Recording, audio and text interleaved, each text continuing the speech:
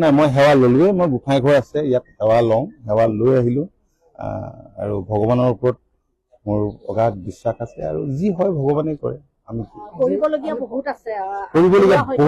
বহুত আছে কাৰণ যোৱা 5টা বছৰত বহুতখিনি আধাৰশিলা কৰিছে বহুত ডাঙৰ ডাঙৰ আঁচনি আধাৰশিলা হৈছে আৰু যিবিলাক যোৱা 21ৰ আৰম্ভণিতে আধাৰশিলা কৰিছিল বহুতখিনি ইতিমধ্যে শুভ উদ্বোধন কৰিছে গতিকে এই 5টা বছৰ মই ভাবো যে অসমৰ জনসাধাৰণে এটা সোণালী দিন অসমৰ মই ভাবো যে সামাজিক জীৱনত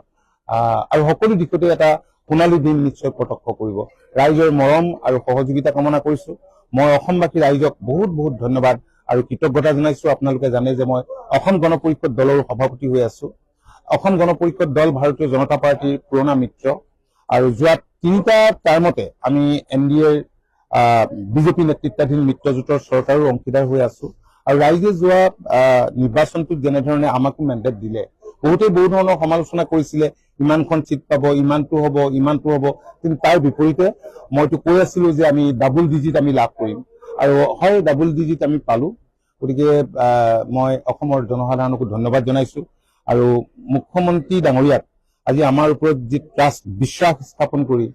তেখেতে যেনেধৰণৰ আজিৰ দিনটোতে ঐতিহাসিক দিনটোতে আমাক মন্ত্ৰী হিচাপে যি দায়িত্ব দিবলৈ আগবাঢ়িছে মই তেখেতকো মই অন্তৰেৰে আন্তৰিকতাৰে মই বহুত বহুত ধন্যবাদ জনাইছো আৰু কৃতজ্ঞতা জনাইছো বহুত বহুত ধন্যবাদ আজিৰ দিনটো আমাৰ কাৰণে এটা বিশেষ দিন অস্পিচিয়াছ দিন ঐতিহাসিক দিন কাৰণ এনডিএ আজি হেট্ৰিক কৰিছে আপোনালোকে জানে যে আজি তৃতীয়বাৰৰ কাৰণে মাননীয় মুখ্যমন্ত্ৰী ডক্টৰ হিমন্ত বিশ্ব শৰ্মা ডাঙৰীয়াই মুখ্যমন্ত্ৰী হিচাপে শপত ল'ব আৰু যিটো অনুষ্ঠানত দেশৰ মাননীয় প্ৰধানমন্ত্ৰী মাননীয় গৃহমন্ত্ৰী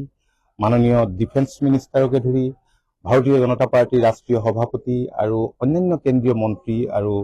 20খনতকৈ অধিক ৰাজ্যৰ মুখ্যমন্ত্ৰী উপমুখ্যমন্ত্ৰী আনকি এম্বেচাডৰো কেইবাগৰাকী উপস্থিত হৈছে এইটো এটা ঐতিহাসিক অনুষ্ঠান অসমৰ জনসাধাৰণৰ স্মৃতিৰ পটত সদায় জল পটপট হৈ ৰব আৰু এয়া সম্ভৱ হৈছে আজি এনেকুৱা জনাদেশ সম্ভৱ হ'ল ডক্টৰ হিমন্ত বিশ্ব শৰ্মা ডাঙৰীয়াৰ দক্ষ দূৰদৰ্শী আৰু সবল নেতৃত্বৰ কাৰণে মই মাননীয় মুখ্যমন্ত্ৰী ডক্টৰ হিমন্ত বিশ্ব শৰ্মা ডাঙৰীয়াক আন্তৰিক অভিনন্দন জনাইছো শুভেচ্ছা জনাইছো আৰু মোৰ দৃঢ় বিশ্বাস ৰাইজে যিধৰণে এইবাৰ জনাদেশ দিলে ইয়াৰ পিছত